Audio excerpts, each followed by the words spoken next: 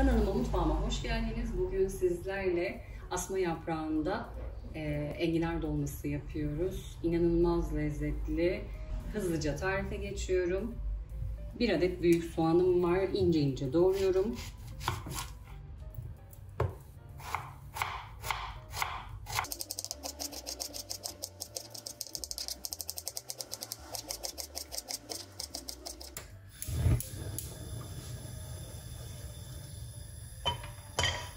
Pilavını hazırlamakla başlıyorum. Soğanımı doğradım. Yarım su bardağı zeytinyağı ekliyorum tenceremin içine.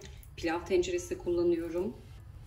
Doğramış olduğum soğanları da tenceremin içine alıyorum.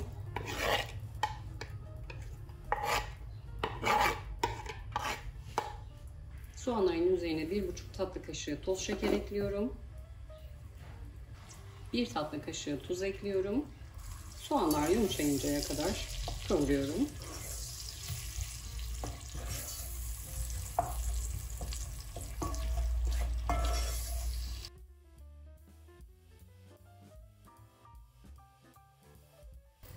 Taze topladığım yaprakları yumuşayıncaya kadar haşlıyorum.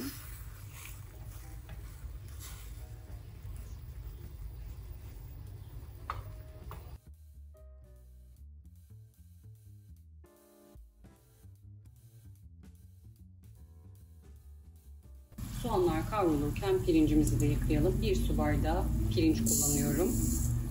Pirinçlerin nişastası gidene kadar yıkıyorum.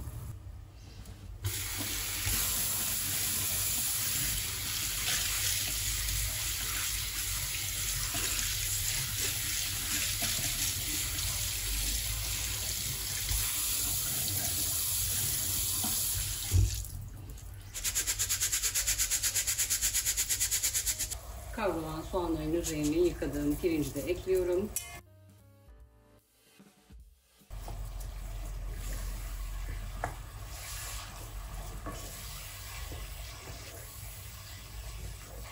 Bir çay bardağı kuş üzümüm var. Yine yıkayıp süzüyorum. Kuş üzümlerini de tenceremin içine alıyorum.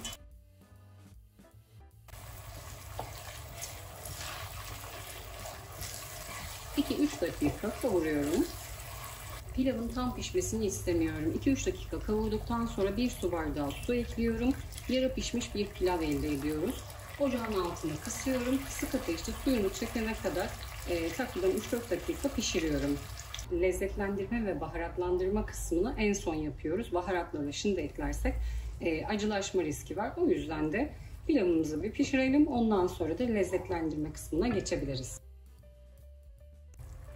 Kapağı kapalı bir şekilde pişiriyorum.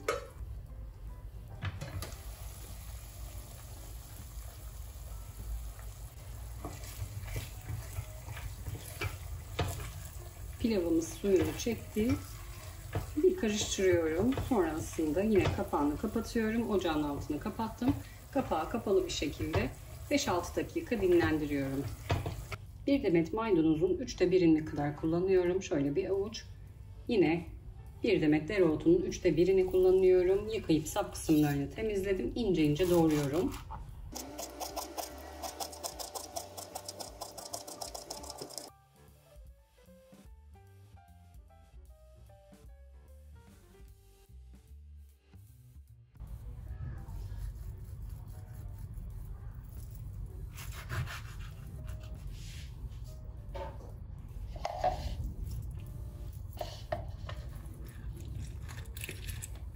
Bir adet limon suyu kullanıyorum.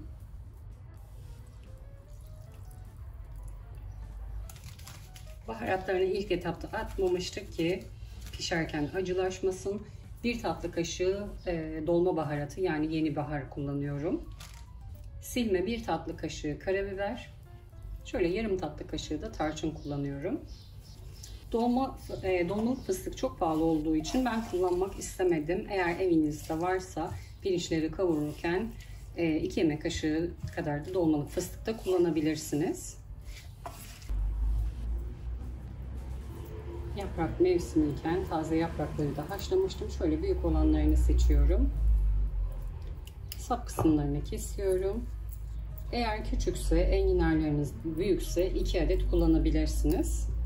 Yaprakların damarlı kısımlarını üzerine gelecek şekilde seriyorum. Şöyle. Ben 6 adet enginar kullanıyorum. Yine kişi sayısına göre enginar sayısını da azaltabilir ya da çoğaltabilirsiniz. Soğuyan iç harcımdan alıyorum. Şöyle enginarların çukur kısmını dolduruyorum.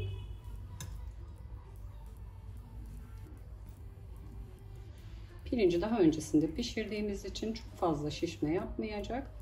Bir miktar yine şişme yapabilir. Enginarları ayıklanmış olan suda beklettim. Sonrasında birkaç su yıkadıktan sonra kullanıyorum. Kesinlikle duru suda bekletmiyorum. Yine damarlı kısımları alta gelecek şekilde bir tane ya da iki tane kapatıyorum yaprak büyüklüğünüze göre. Şöyle damar kısımları.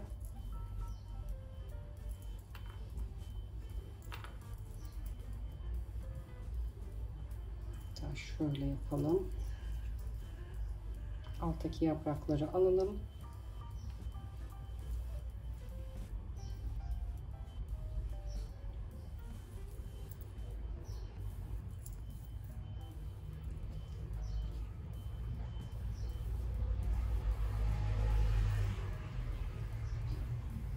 Güzel bir şekilde kapatıyorum.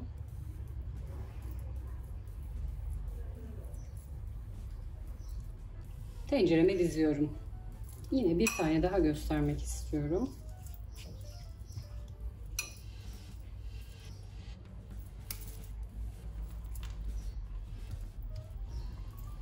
Bu şekilde.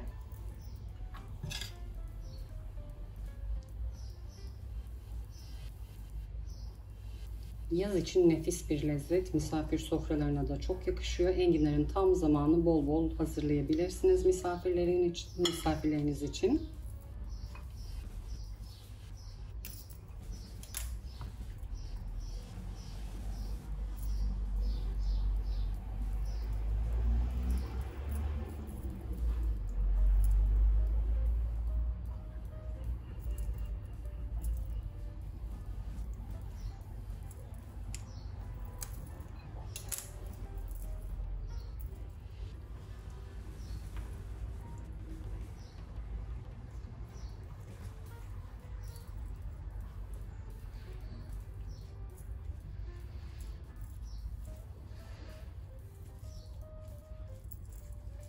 Pilav kısmına elimi çok getirmiyorum. Çok dağılmasın.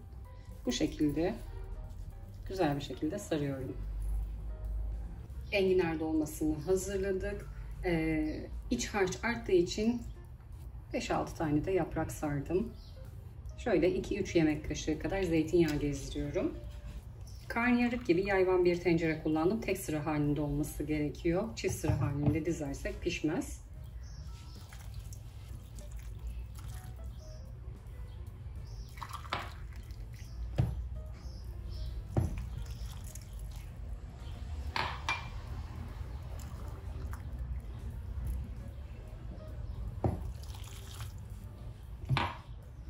Su bardağı sıcak su ekledim. Şöyle enginarların yarısına gelecek şekilde ekledim. Ocağa alıyorum. Kaynayana kadar yüksek ateşte, kaynadıktan sonra orta ateşte enginarlar yumuşayıncaya kadar pişiriyorum. Çıkarmadan önce bir kontrol edelim. Kürdanla ya da bir bıçakla şöyle enginar kısımlarından. Eğer yumuşamışsa ocaktan alabiliriz. Eğer pişmemişse biraz daha sıcak su ilavesi yapıp pişirebiliriz. Kapağını kapatıyorum. Kapalı bir şekilde pişiriyorum.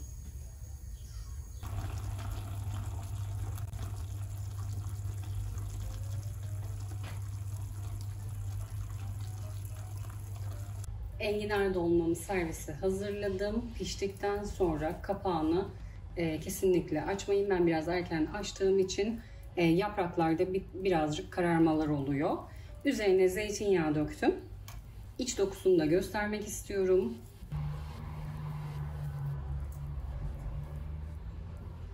Şöyle ortalıkını bölelim. Enginarlar yumuşacık. iç dokusunu da göstermek istiyorum size. Enginarları çıkarmadan önce pişme testi yapmıştık. Bir kürdan ya da bıçak yardımıyla enginarların pişip pişmediğini kontrol edebilirsiniz. Yaza uygun harika bir lezzet. Mutlaka deneyin. Yorumlarınızı bekliyorum.